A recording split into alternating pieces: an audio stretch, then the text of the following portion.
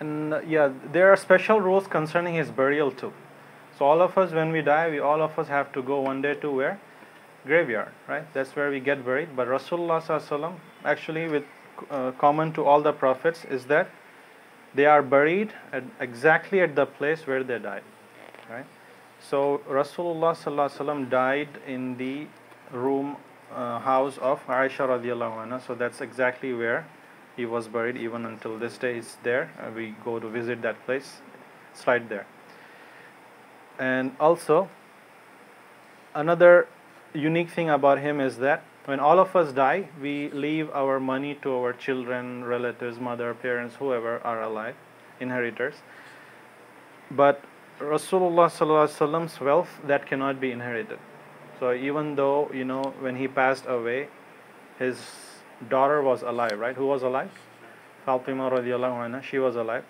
She came to Abu Bakr radiallahu anhu that my father passed away, now I need my inheritance. So Abu Bakr radiallahu anhu just told her the hadith which we have recorded in Sahih al-Bukhari, that Rasulullah sallallahu alaihi wasallam said that our property cannot be inherited. Prophet's property cannot be inherited, and whatever we leave behind is what? Has to be given to charity. In charity. But however, he said that the family of Muhammad may take from the provisions from the property. That basically means whatever they need, like for food, clothing, and whatever basic needs they can take, but they cannot get all that wealth that was left behind by Rasulullah. And also, special thing about him is that his body doesn't decay. So all of us, all our bones and flesh will get decomposed and mixed with the soil. But until today, it's been 1400 years almost, Rasulullah Sallallahu Alaihi Wasallam passed away. If there was a way, we could see that it would be great, but Rasulullah Sallallahu Alaihi Wasallam, his body is intact. It's just like that, he is there right in the grave, like his body intact. No, not a single insect or germ can really harm him. It's all intact. So that's common to actually all the prophets. Allah has made it haram upon the earth to consume the bodies of the prophets. That's the hadith. And actually, what happened a long time ago? There was this in Medina. After many years after Rasulullah Sallallahu Alaihi Wasallam passed away, there was bad people, and they wanted to do bad to the grave of Rasulullah Sallallahu Alaihi Wasallam, dig it up and dishonor it. So they started like digging tunnel inside underneath the ground, and they tried to reach. Those Jews? Yeah, it was Jews tried to dig a tunnel and go into the grave of Rasulullah Sallallahu Alaihi Wasallam and desecrate it. So the governor of Medina at that time, he had a dream that Rasulullah Sallallahu Alaihi Wasallam's grave was being done this way. So when he saw a dream, then he saw that there was people digging this tunnel. So he immediately captured them and persecuted them, or gave him the capital punishment. But to ensure that this doesn't happen again, what he did was he dig metal trenches across the grave, and until this day we have it today, so nobody can dig it. So that was a special protection that the governor at that time gave to the grave.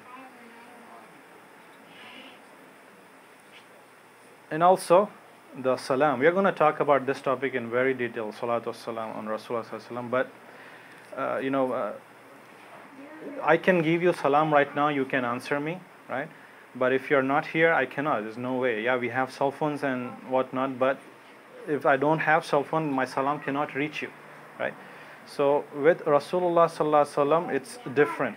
If you send salam to him, he will get the salam, and he will also reply to that salam. So that was special thing. That this cannot happen to anybody, any other Muslim or any other human. Severity of belittling him. So in Islamic Sharia, what happens is, if you say something bad about Rasulullah sallallahu alaihi wasallam, if you insult him, if you humiliate him, even though he is not with us, if you do something bad, say bad about him, there is a capital punishment applied on that person, because you cannot dishonor, cannot insult Rasulullah sallallahu alaihi wasallam like that. You will be punished. So that's specific to Rasulullah sallallahu alaihi wasallam. And also, a last thing about Capital punishment in Makkah. now wherever the Islamic state is, Islamic Sharia, wherever it's applied. So yeah, so if they have an Islamic country, they have Islamic Sharia in their constitution, then they are required to apply this punishment on them. It falls under the category of blasphemy. Blasphemy, exactly. Yeah. What is Blasphemy. the punishment? Yeah, what's the capital punishment? It's the kind of punishment executed by court. It can be execution of the person or a lifetime imprisonment, depending on how much they insult Rasulullah Sallallahu Alaihi Wasallam. Okay, so they might even be executed because of their blasphemous remarks. So it's upon the Sharia, it's upon the court to decide what exact punishment should be given. And again, we should not take law in our hands. You cannot say, oh, I heard in the halakha that person has to be punished, so you take sword or something and start killing people. It has to be done by judge, it has to be done by the court, not the regular people. Yeah, and the last thing was that, lying is a sin, we know that, right? But Rasulullah Sallallahu Alaihi Wasallam said that in this hadith in Sahih al-Bukhari, that a lie about me is not the same as the lie about someone else. Whoever intentionally lies about me, he has to take his place in Jahannam. Take place for himself in Jahannam. So many times we do see that actually. I mean, nobody would want to lie about Rasulullah Sallallahu Alaihi Wasallam, but actually it happens if I see this very often when people like arguing with each other. So this brother, like sometimes just to win the argument, he says, I heard a hadith, this is this so and so. So he just tweaks the hadith a little bit and he tries to win the debate. So you'll notice this, you'll see people like that. So many people are like, oh, I don't know that hadith, so maybe you are right. So basically what this person did just now is that he lied about Rasulullah Sallallahu Alaihi Wasallam. He gave some information which was wrong, that never Rasulullah Sallallahu Alaihi Wasallam gave in his life. So now this person, according to this hadith, he will be punished in hellfire. So it's very, very careful. So whenever we say a hadith or something similar to it, we have to be very careful.